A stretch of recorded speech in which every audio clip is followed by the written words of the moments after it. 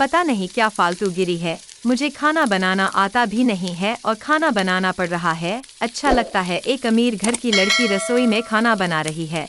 उप्स, कहीं मेरा मेकअप ना खराब हो जाए। ये कहकर आकांक्षा अपने मेकअप छोटे से मिरर में देखकर पाउडर सेटअप करने लगती है। तभी खाना जलने लग जाता है और सांस आ जाती है। हे भगवान, ये खाना कैसे जल गया? बहू, तुम मेकअप कर रही और खाना नहीं देख रही। पहले से इतना पोत रखा है और क्या जरूरत थी तुझे मेकअप करने की? वहाँ सब लोग तेरे हाथ का खाना खाने के लिए बैठे हुए हैं और तू यहाँ मटर कश्ती कर रही है। उप्स, खाना जल गया। कोई बात नहीं माँ जी, आप खाना बाहर से ऑर्डर कर लो, मुझे बनाना नहीं आता। वैसे भी हाँ, वो तो मैं अपनी आंखों से देख रही हूँ, लेकिन ये पहली रसोई की रस्म थी। ये भी तुझे बाहर के रेस्टोरेंट से करवानी है, निकम्मी कहीं की। क्या बोला माँ जी आपने? आपको पता भी है मैं कितने बड़े अमीर घर से आई हूँ। दहेज तो देख लिया होगा आपने मेरा। हाँ, तो तेरे दहेज की चीजों से खाना बनवाए ना। बनाना तो आना चाहिए था ना तुझे। हट जा, मैं ही खाना बना लूँ बस। अपना हाथ लगा देना इस खाने पर। ठीक है माँ जी, मैं हाथ लगा दूंगी। अच्छा है, वरना मेरा नेल एक्सटेंशन खराब हो जाता। फिर करुणा जला हुआ खाना हटा देती है और खुद से छोले पूरी, सब्जी, रायता बनाकर तैयार कर देती है, जिस पर अमीर बहू का हाथ लगवा देती है और सब खाना खा पाते हैं। अरे भाभी, आपने तो बिल्कुल माँ की तरह खाना बनाया है। मुझे माँ के हाथों का स्वाद याद आ रहा है। अब तो आप ही खाना बनाना। अगर तेरी भाभी खाना बनाएगी ना, तब तो तुझे सिर्फ जला हुआ और बेस्वाद खाना मिलेगा। ये सारा खाना तेरी माँ ने ही बनाया है। वो क्या है ना, मेरी अमीर कल्लो बहू को कुछ आता नहीं है बनाना। माँ जी, आप मेरे बारे में कैसे बोल रही हैं? हाँ, तो जला हुआ खाना नहीं बनाना चाहिए था ना। भगवान, कैसे नखरे दिखा रही है, जैसे कि कहीं की पटरानी हो। काली मटर सी तो शक्ल है, तो ये हाल। अगर गोरी होती तो पता नहीं कितना नाक में दम करती। फिर खाना खाने के बाद सब बहू को नाम के लिए शगुन दे देते हैं। 2-3 दिन और गुजरते हैं। करुणा आकांक्षा को खाना बनाने को कहती है। खाना बनाने की कोशिश में वो फिर से खराब खाना बना देती है, जिसे खाकर घर वाले उगल देते हैं। अरे रहने दो, अब से तुम खाना बिल्कुल भी मत बनाना। करना तुम किसी और से कह देना और खुद भी खाना बना लेना। हाँ जरूर, पता नहीं मैं क्या क्या सोचकर, कितने अरमान से इतने बड़े घर की लड़की को अपने घर में लाई थी कि अच्छा अच्छा खाना बना कर देगी, लेकिन मेरी तो जिंदगी ही बर्बाद हो गई। अब मैं अपने छोटे बेटे की शादी के लिए कोई ऐसी लड़की ढूंढूंगी जिसे कम से कम खाना बनाना तो आता ही हो। क्या बात है माँ जी, आप कुछ मिनमिना रही हैं? तेज बोल दीजिए। बहू, तेरे बारे में मैं कुछ नहीं बोल रही, समझी? ऐसे ही दिन गुजरते हैं। करुणा खुद खाना बनाकर और अमीर बहू के तेवर से बहुत ज्यादा परेशान थी। इस बीच वो गरीब घर की अच्छा खाना बनाने वाली दिव्या को अपने छोटे बेटे के लिए ढूंढ लेती है और झट से शादी कर देती है। जहां शादी के बाद पहली रस्म में वो बहुत अच्छा खाना बनाती है और अपनी बहू को अपने हाथ से सोने के कंगन पहनाती है। आह वाह वाह वाह, बहू ने इतना अच्छा खाना बनाया कि मेरा दिल खुश हो गया। देख रही है, बड़ी बहू खाना ऐसे बनाना चाहिए कि सबके चेहरे खिल उठे। तेरे जैसे नहीं कि तेरे ही जैसा बनाया हुआ खाना देखने को मिले, जला हुआ। माँ जी, आप फिर से मेरे स्किन टोन के बारे में बात कर रही है ना? हाँ, नहीं आता मुझे खाना बनाना। आपको चाहिए थी शेफ बहू आ गई, उससे ही बनवा लेना। हाँ, उससे ही खाना बनवाऊंगी। ओहो, यह घर की महिलाएं भी कितना युद्ध करती हैं। शुक्र है उस जमाने की नहीं है, वरना तलवार लेकर निकलती। बात तो सही है बेटा। ओहो, तुम तो चुप ही रहो। कुछ दिन गुजरते हैं। घर वाले छोटी बहू के हाथ का खाना खाकर बहुत खुश होते हैं। वही आए दिन आकांक्षा छोटी बहू के खाने में कमी निकाल देती है। दिव्या, तुम कैसा खाना बना रही हो? इसमें ना नमक है ना मिर्च। वैसे माँ जी तुम्हारी तारीफ करती रहती है। दीदी, खाना बहुत अच्छा बना है, बस नमक कम है, आप ऊपर से डाल लीजिए। मिर्च बिल्कुल ठीक है, अगर इससे ज्यादा आपको खाना है तो आप खा लीजिए। मुझसे ज्यादा टाइम आपको इस घर में हो गया और आपको मिर्च का अंदाजा नहीं है। 2 दिन की आई हुई मुझसे जुबान चलाने लगी। भूलो मत, तुम एक गरीब परिवार से हो और मैं अमीर परिवार से। जभी तो आपने खाना बनाना नहीं सीखा और माँ जी से इतना सुनती रहती है। कम से कम मैं सबको अच्छा खाना बनाकर तो खिला सकती हूँ, वरना आपके राज में तो ससुराल वाले भूखे ही रह जाएंगे। बस करो तुम दोनों लड़ना। फिर दोनों बहू चुपचाप खाना खाते हैं। ऐसे ही शाम के टाइम, अरे आकांक्षा बहू, जरा चाय बना दे। नहीं नहीं, तू मत बना, वरना अपनी जैसी काली चाय बना कर ले आएगी। दिव्या बहू, तू बना कर ला। हाँ हाँ माँ जी।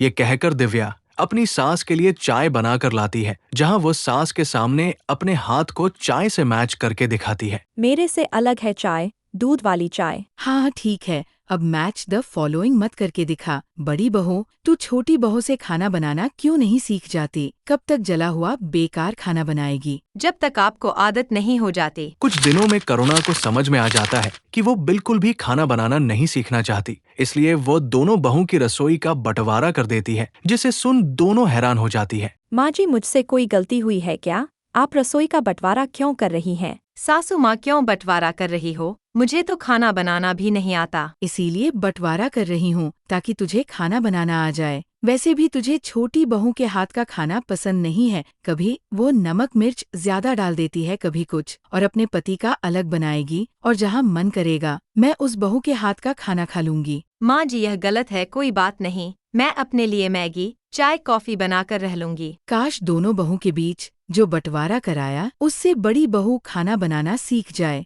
क्योंकि छोटी बहू तो रह ही लेगी। बंटवारे की शाम आकांक्षा अपने लिए मैगी बनाती है तो उसे भी जला देती है। ओ नो, यह क्या हो गया? मुझसे तो मैगी भी जल गई। सच में मैं किसी काम की नहीं हूँ, पर कोई बात नहीं, भूख लग रही है, जल्दी से ऑर्डर कर देती हूँ। आकांक्षा रसोई में खड़े खड़े फोन पर खाना ऑर्डर करती है। इतने में जली हुई मैगी की बदबू से सांस आ जाती है। ये क्या किया आकांक्षा बहू, तूने मैगी भी जला दिया। सुबह तो तू बहुत कुछ बोल रही थी। तो क्या करूँ माँ जी, नहीं बनी मुझसे मैगी भी। चुल्लू भर पानी में डूब मर। 5 साल का बच्चा भी खुद से मैगी बना लेता है, पर तुझसे वो भी नहीं हुआ बहू। क्या दीदी, आप भाई साहब को क्या खाना खिलाओगी? कोई बात नहीं, मैं खाना बना दूंगी। नहीं बहू, मैंने बंटवारा इसलिए नहीं किया कि तू ही खाना बनाएगी। आकांक्षा, खुद अपने पति को खाना बना कर देना, चाहे जैसे भी दे। बंटवारे का मतलब यही है कि अलग अलग खाना खाना होगा अब से। ठीक है माँ जी। फिर दिव्या अपने बंटवारे की तरफ खाना बनाना शुरू करती है और आकांक्षा गुस्से से मुंह फुलाकर कमरे में चली जाती है और उसके ऑर्डर के खाने को ही दोनों पति पत्नी खाना खाते हैं। सुमित बिल्कुल भी बाहर का खाना खाकर खुश नहीं होता। मजबूरन कभी ड्राई फ्रूट्स तो कभी दूध पीकर ऑफिस चला जाता है। बंटवारे के दौरान आकांक्षा कभी खाना जलाती तो कभी खुद भी भूखे पेट रहती। वही दिव्या अच्छा खाना बनाकर परिवार को खिलाती है, जिससे आकांक्षा का भी जी ललचाता है। ठीक है, इसने छोले भटूरे बनाए हैं, मैं भी छोले भटूरे बनाऊंगी। हाँ, क्या करना था, कुकर में छोले रखने थे, बनाती हूँ टेस्टी से छोले भटूरे, माँ जी को भी फक्र होगा। ये कहकर आकांक्षा कुकर में छोले उबालने के लिए रखती है और हेडफोन लगाकर साइड में मैगजीन देखने लगती है। आधे घंटे में काफी ज्यादा सीटी आ जाती है और इतने में रसोई में सांस आ जाती है कि तभी कुकर फट जाता है, जिससे छोले और कुकर का ढक्कन हवा में उड़ जाता है। खुशकिस्मती से दोनों बच जाते हैं, पर डरे हुए भी थे। क्या हुआ माँ जी, जेठानी जी, आप दोनों ठीक तो हैं? ये अचानक से आवाज, हे भगवान, ये कुकर कैसे फट गया? ये निकम्मी बेड़ी बेड़ा गर्क करने वाली कल्लो बहू है ना, सब इसी की वजह से हुआ है। किस्मत है इसकी और मेरी कि मैं बच गई, और इस कुकर को भी मेरे आने पर ही ब्लास्ट होना था। अरे, जब तुझे खाना बनाना आता नहीं है तो क्यों बनाने की कोशिश कर रही थी? कुकर में पानी होगा नहीं, और फट गया। माँ जी, मैं देवरानी को देखकर छोले भटूरे बनाने की कोशिश कर रही थी। मेरा भी मन कर रहा था अच्छा खाना बनाने का, पर मुझे नहीं पता था कि कुकर फट जाएगा। तुझे पता है आज कुछ भी हो सकता था, इसीलिए कह रही हूँ कि छोटी बहू से खाना बनाना सीख ले। अरे, अगर कल को वो और हम सब घर वाले यहाँ नहीं हुए, रेस्टोरेंट भी बंद रहा तो तू कैसे खाना खाएगी? थोड़ा तो खाना बनाना सीख ले, चाहे दाल चावल ही सही। मुझसे गलती हो गई माँ जी, पर अब से मैं खाना बनाना जरूर सीखूंगी। दिव्या, तुम मुझे सिखाओगी ना? हाँ दीदी, जरूर। अपने घमंड को छोड़ आकांक्षा अपनी देवरानी से खाना बनाना सीखते हैं, जिसके बाद खुद से खाना बनाकर घर वालों को खुश रखती है और करुणा बंटवारे को भी खत्म कर देती है।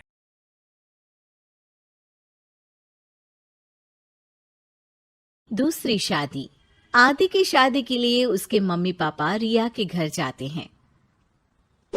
अरे कैसे कर दे शादी भाई साहब, आपका बेटा तो अभी कुछ करता ही नहीं है। सुना है आगे पढ़ाई करने के लिए शहर भी जा रहा है।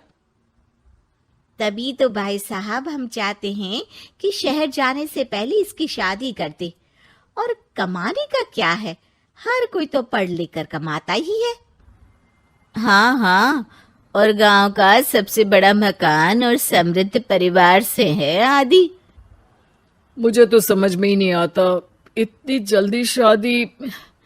रिया भी अभी पढ़ रही है, इतनी अच्छी है वो पढ़ाई लिखाई में, कैसे शादी कर दूं? आप लोग थोड़ा समय दे। आदि के माता पिता घर चले जाते हैं, जहां आदि के पिता कहते हैं, अरे भाग्यवान, मुझे तो समझ ही नहीं आ रहा कि तू क्यों इतनी जल्दी आदि की शादी करवाना चाहती है। पढ़ लिख कर कमाई धमाई करने लायक हो जाए तो फिर कर देना शादी। अरे आप चुप रहिए। रिया जैसी लड़कियों के लिए शादी के रिश्तों की कमी है क्या? इतनी सुंदर, संस्कारी, पढ़ी लिखी और अच्छी परवरिश वाली लड़की है वो। मैं तो छोड़ ही नहीं सकती ये रिश्ता किसी भी कीमत में। बता दे रही हूँ, रिया की शादी आदि से ना कराई ना तो मैं जहर खाकर जान दे दूंगी। पूरे गांव में नाम है उन लोगों का। नौकर चाकर कितने लगे हैं उनके घर में। अरे मेरी बेटी तो राज करेगी, राज। और इस तरह ना चाहते हुए भी रिया की शादी आदि से हो जाती है। अरे बेटी, ये ले तेरी किताबें, पढ़ाई बिल्कुल ना छोड़ना। तू तो मेरी गर्व करने वाली बहू है। बड़ा नाम है तेरा गांव में। हाँ, आखिर पसंद किसने किया है रिया को आदि के लिए? आदि को गांव की रिया इतनी पसंद नहीं होती है। अरे यार, तू तो बड़ा लक्की निकला। रिया जैसी लड़की से तेरी शादी हो गई। अरे लक्की की क्या बात है, वो भी तो मेरे जैसे लड़के की बीवी बनकर किस्मत वाली बनी है ना। अरे अब तो तू रह नहीं दे। ना तो तू कमाता है, ना ही पढ़ने में अच्छा है। क्या है तुझ में? बस पैसा, और वो भी बाप का। आदि को दोस्तों की बात पर बहुत गुस्सा आता है। पिताजी, मैं शहर जाना चाहता हूँ आगे की पढ़ाई के लिए। अरे बेटा, लेकिन यहाँ की पढ़ाई तो पहले पूरी हो जाए। नहीं नहीं, अब मैं किसी भी हालत में शहर में ही रहकर पढ़ाई करूंगा। रिया को आदि का ये व्यवहार अजीब लगता है कि अचानक नई शादी के बाद आदि ऐसा क्यों बोल रहा है। खैर, आदि पढ़ाई के लिए शहर चला जाता है और रिया गांव में रहकर सास ससुर की सेवा करती और बचे वक्त में पढ़ाई। अरे देखो, दामाद जी तो शहर चले गए। हमारी बेटी बेचारी अकेली रह गई। उसे कुछ दिनों के लिए यहीं बुला लाओ ना।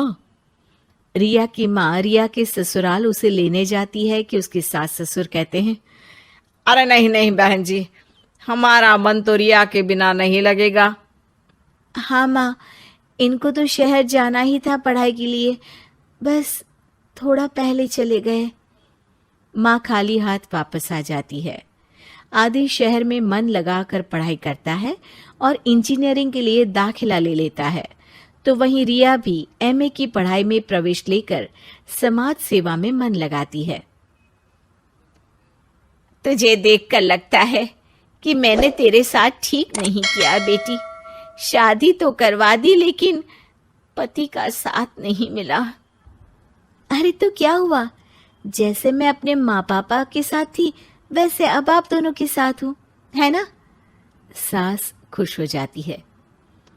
अरे सुनो, बहू आदि लौट रहा है शहर से, वो कल आ जाएगा, तुम लोग तैयारी कर लो। रिया ये सुनकर खुश हो जाती है। वो सोच लेती है कि अब वो कुछ दिनों तक आदि के साथ क्वालिटी टाइम बिताएगी, लेकिन जब आदि घर आता है तो उसके साथ होती है एक शहर की लड़की जो जींस और टॉप में होती है। ये मेरी दोस्त है, मेरे साथ रहेगी।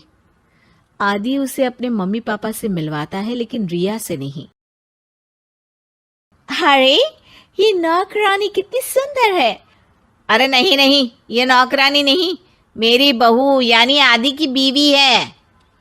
ये सुनकर लड़की शांत हो जाती है और आदि की तरफ देखने लगती है, फिर वहां से चली जाती है।